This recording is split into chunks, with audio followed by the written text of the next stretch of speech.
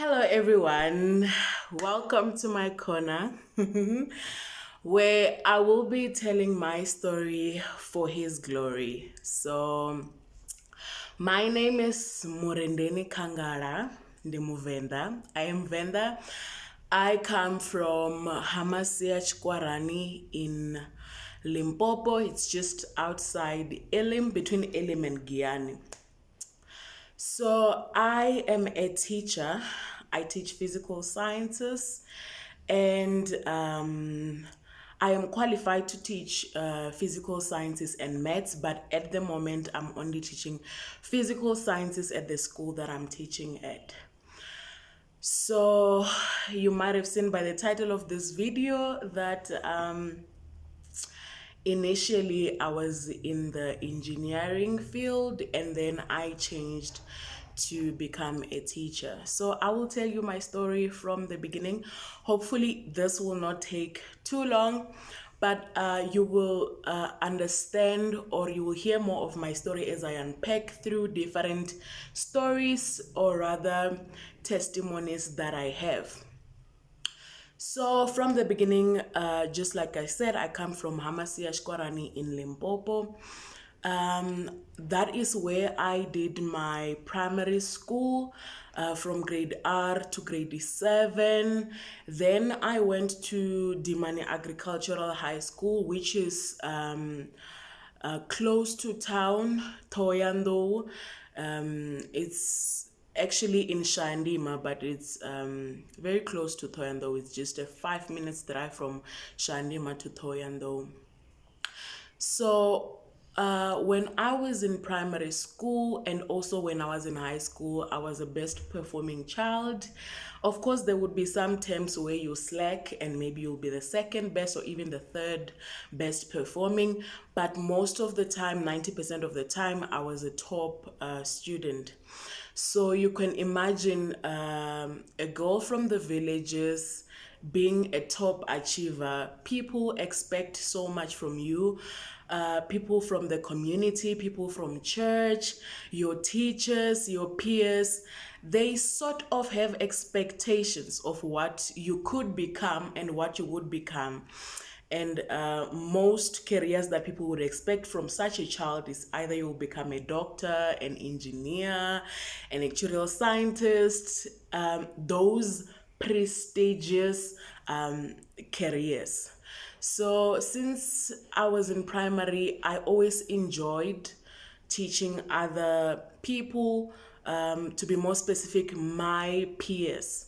So there was a time, I don't remember if I was in grade 6 or grade 7, but there was a time when there was a very long strike, teachers' strike, and we just went to school and came back without being taught. We just went there to eat pocket money, buy snacks, and come back. But I got bored of that cycle, also playing games at break and all, not even at break, the whole time, because there wasn't class. So I just decided to study the subjects. Like, I would study natural sciences and mathematics. Then I would explain to my peers. So when I was in primary, our principal at that time used to have us come very early in the morning. They call it studies. And we would line up in the hall doing, they used to call it mental. I don't know why it is called mental, because it's like multiplication, but probably she knows why she called that. So it would be speed multiplication game, I would say. But then if you don't get the answer right, you would get beaten. So I learned multiplication fast from 1 to 12, and then also on the side I was learning other topics and taught it to my peers. But at that time, shortly after that, we had a career day while we were in grade 7, and people had to come dressing up on who they want to become. I remember I put on a lab coat, and I put on earphones on my neck to use it as what is that device that doctors use? that one. So to say I want to be a doctor because that is what everyone hyped me to be. Um, Even the ladies who worked at the school, who used to cook for us at the school because it's a public school, one of them would call me Dr. Kangal or Dr. Murendeni. I can't wait for you to finish school so I can come while I'm sick and you would take care of me. So that's what she expected of me. And till this day, every time I meet her, that's what she would say. So then, fast forward, I went to high school. While I was in grade 12, my maths teacher, Mr. Chikose, shout out to you. Those who went to Dimani Agricultural High School know how much of a passionate teacher that man is and how much different he keeps on making on the students that he teach. So he helped me a lot in reaching my full potential in terms of getting good marks. And he was expecting 100% from me because if you get 100%, we go to Pulukwane or we go to the national meeting when the results come out. So he was like, even the principal was like, I'm gonna buy a suit, I'm going with you because you're gonna get me there. So he bought me books, study guides to help me study and get that 100%, 300 out of 300 for maths. So, and also he helped me to apply for the universities. I was also going to this program and extra class program since I was in grade 8 to grade 12 with an organization called Sumbandira, which was found by a lady called Lee Bristow. She's been there throughout my journey till this day. I am grateful for the opportunities she has given me. So Mr. Chikosi helped me to apply for universities and also Sumbandira helped me to apply. So they would ask me, what do I want to apply for? What do I want to become? And I said, I want to be a teacher. And every time I would say that, even my classmate would be like, she's joking. No, we know you teach us. We know you during studies you help us, but nah, that's not it. You can't be getting distinctions and becoming a teacher. I remember one of my teachers said, you would be wasting your brain. Don't do that. Don't do that. But I knew deep down in my heart that is what I want to do. It fulfills me. I am happy while doing it. And I want to do it for the rest of my life. Maybe not just becoming a teacher, but it has to be part of what I do. So then they pressurized me, or they alluded me to applying engineering, medicine, actuarial sciences. Even my family, my uncle, one of my uncles was so strong about me being a doctor. He didn't like forcefully said it to me, but he would keep on suggesting it, and he would tell me, you can have your own practice, work on your own schedule and make a lot of money. So that's what he wanted. So then I applied for all those careers, and I also applied for teaching. So then I did my NBT's National Benchmark Test for university applications and passed them. Then I got a bursary, a sponsor from a big company in South Africa, which focuses on like mining.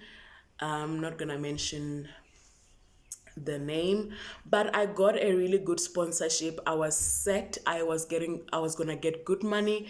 So that's what I chose because I found the sponsor even before I got my matric results. So I just thought, this is security. So I know at home they wouldn't be able to pay for my university studies. So I would rather take something that I know Vele I have sponsorship. So then I went on and chose to do civil engineering because that is what I got the sponsorship for, and I chose University of Pretoria. So then we got the results, and I got 6 distinctions. A distinction is like 80% and above.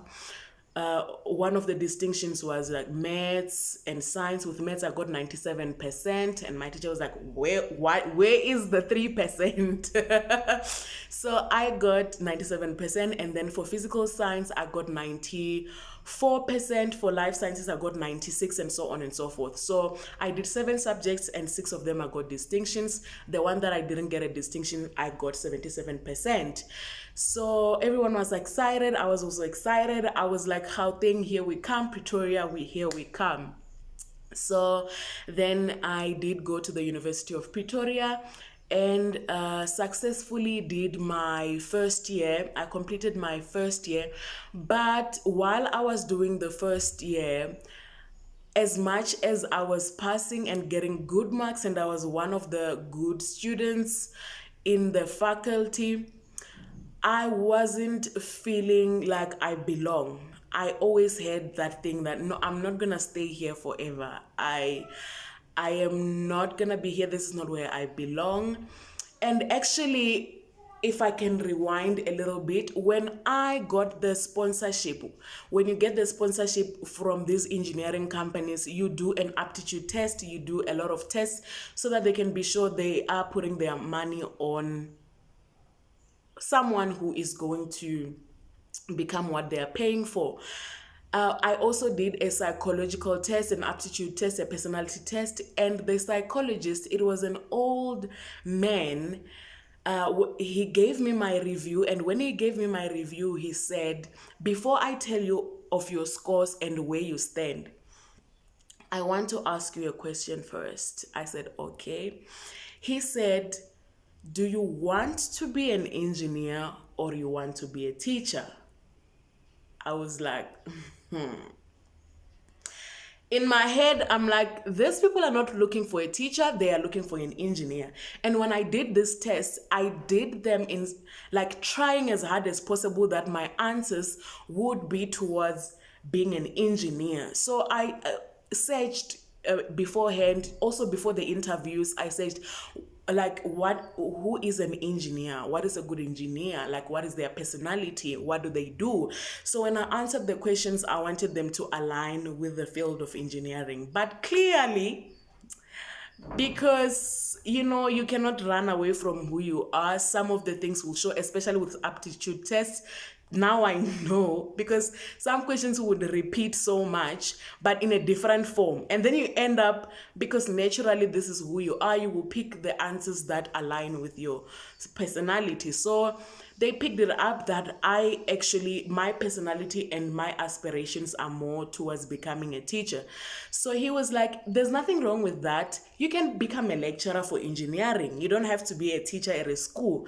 I was like, no, I want to be a teacher. I want to be a high school teacher. So he was like, okay, fine. He was like, okay, yes, you scored within the points that we want, and like the personality, the circle of personality that we want.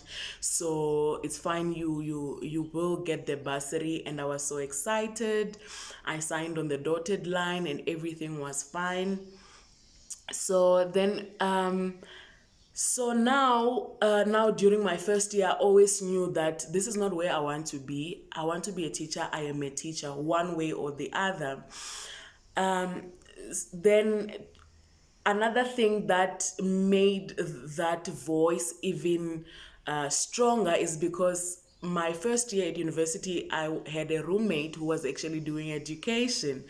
And I would look at her books and I would want to read her books. I would look at a bookshelf and I would want to know more about education and about becoming a teacher. But I had to focus on my course, because those who have done engineering, you know how it is. You don't have time for any other thing. You have to study, practice, and focus on your academics. So I passed, and I fell on the top 15% of the faculty, and I got an email to say I'm invited for a golden key ceremony. I'm gonna get a golden key. Those who know, you know, golden key, it's like a certification before you graduate. You even have like a graduation ceremony. It's just that you wear a gown without the belt, but it's a big thing. It's a huge achievement. It opens up opportunities for you to like universities abroad, to sponsorships, to internships and things like that. So as much as I got all those things, I was not happy. So towards the end of the year, I just woke up one day and I was like, you know what, I'm going to the admin and I'm going to do an internal application to change from engineering to education. Now, in my head, I'm thinking, what are my parents going to think? What is my family going to think? What are people going to think? I mean, people don't speak highly of education or teaching. They say you get paid peanuts. Kids are not good. They will give you headache and things like that. So they focus on the bad side of becoming a teacher. That's what is being said out loud than the good side of being a teacher. So I was just like, I'm filling in this form. I filled in the form and sent it through to the admin, even the people who were at the admin, because when they type in your student number, your profile comes up, your results and everything comes up. They're like, why are you doing this? I mean, you're doing very well, more than well, and you're deciding to change. Why? I was like, I would rather change now while my books are still good, because I know if I stay here, it's only a down slope. I'm not happy. Eventually, it will catch up with me, and I will. I'd rather cut my losses now and leave. And it was like 2 days before the bursary, Funza Rushaka, it's a Department of Education bursary for people who want to become teachers. So it was 2 days before it closes. I think it closes around somewhere 30th of November for new applicants. So I did everything in 2 days, sent in applications, everything. I was like, I'm doing this. Then I phoned I didn't phone, I sent them messages, my family, those who close to me who I thought they need to know. Before I did that, I spoke to Lee Bristow, the lady I told you about, the founder of Sumbandira, that this is what I want to do. And at first she was like, my girl, no, you can't. But then like when I spoke to her, I also had my roommate next to me. She was very supportive, and she eventually said, you know what, follow your heart, do what you want. Anyway, we need more good teachers, especially for maths and science, so go ahead, go for it. I'll support you through it. So then when I tell my family, I send them paragraphs upon paragraphs, explaining that this is what I'm passionate about. I believe God has called me for this. My heart is there. As much as people talk badly about it, I know how it makes me feel, and I know how much of good teachers we need, because there was a point where I couldn't reach my full potential because I didn't have good teachers. So I want to be one. South Africa needs more good teachers who are dedicated and who know what they want to do. I mean, would you want your child to be taught maths by someone who got 40% in maths in high school, or would you want to be taught by someone who got a 90%? So we need more good teachers, and that is what I want. Whether there's more money or not, we'll see. That God will provide. This is what I want to do. This is what I've been called for. And it was so shocking how receptive they were, and how they like immediately just said, I remember my uncle said, Mchana, you are very brave. I really admire your bravery and I support you in this. My friend is also a teacher, so go for it. Go be the change that you want to see in the world. And I was so happy, and that was the beginning of my happily ever after. So I was so happy, and I couldn't wait for the next year for me to change campuses, to go to an education campus and do what I love. And I did it, and I was so happy. As much as, you know, when you are studying, there's always those modules that you feel, why am I doing this? I mean, and also the modules where they're so hard and make you think, is it really worth it? I remember some of the maths modules, because I do maths modules same as those who are doing BSc maths. I did physical sciences or physics modules and chemistry modules for the same as those people who are doing the BSc degrees. So it did not come in easy. People would think, you're just going to learn the high school physics that you're going to teach. No, you have to learn a lot more, and you have to know more than what you're going to teach. So I went through it all, the ups and downs and everything, but never in a single day did I thought I made a wrong choice. Until this day, I have made the right choice and I'm happy with it.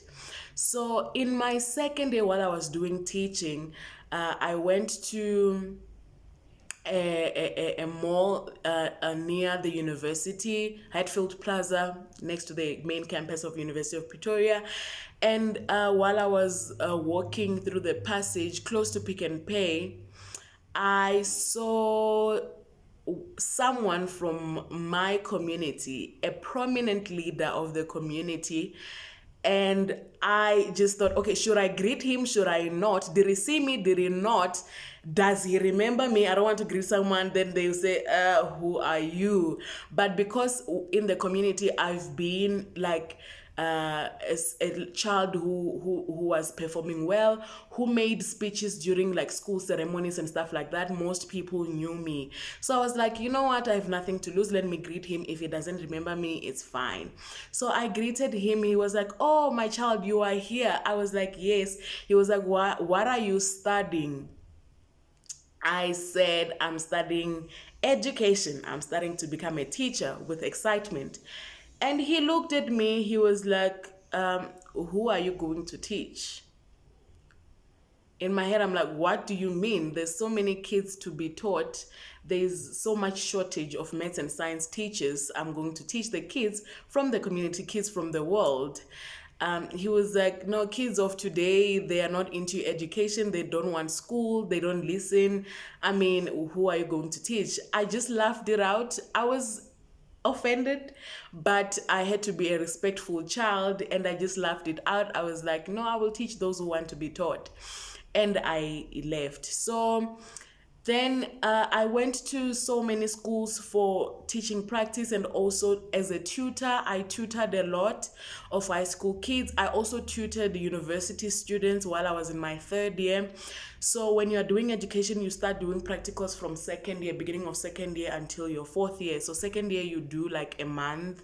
Third year you do a month, like just 3 or 4 weeks, and then final year you do about 6 months of practicals. So I went to different schools here in Pretoria, and I also went to the school, Dimani Agricultural High School, where I schooled. So every school that I went to, it was a learning experience, and it was just an affirmation to say, this is where you belong, you are doing the right thing. Like every time I would leave the school, the kids would be like, ma'am, I thought you were coming here permanently. Even when I was still a student, why are you leaving? They would write me letters. I still have those letters today. And they would tell me the impact that I've made in their lives in that like short space of time, either 2 weeks or 3 weeks or 4 weeks or a month or a term. And it has always been validating to me, and I would always give glory to God and praise God. And I said, God, this is why I'm doing this. So yeah, so I have been teaching. I haven't been teaching for that long, for that many years, but for the short space of time that I've been teaching, I have learned a lot, and I have grown a lot, especially the school that I'm teaching at right now. I started teaching at that school this year, and it has been a great experience, a learning curve. As much as to be a teacher, you need to be good in the content that you teach, but you need to be good as a whole, as a person, your personality, because you work with a lot of kids with different personalities. from different backgrounds with different intellectual levels and different learning styles. So you need to be able to accommodate all those learners, and also just be an inspiration, be a parent. Like being a teacher, you need to be a parent, you need to be an expert in so many things, because you are dealing with a precious life of a child, whether that child seems to be good or bad in your eyes, but you need to be there for them and make sure they reach their full potential. So I thank God and I praise God every day for using me as a vessel to lead young people's lives, like changing one life at a time, and just being the change that I want to see in the world, and be a good teacher that I wish I had, or be a good teacher that I had and even better. So I will tell you a whole lot more. There's so many things I haven't said in between that I think if I tell the story, even if one person can relate to it and it helps them be the person they want to be, not necessarily become a teacher, anything that you want to be. I just want to be a reference, or put my story out there, so it can help someone. So hence I say it will be my corner to tell my story for his glory, and let someone, whether young or old, be able to follow their dreams. So stay with me.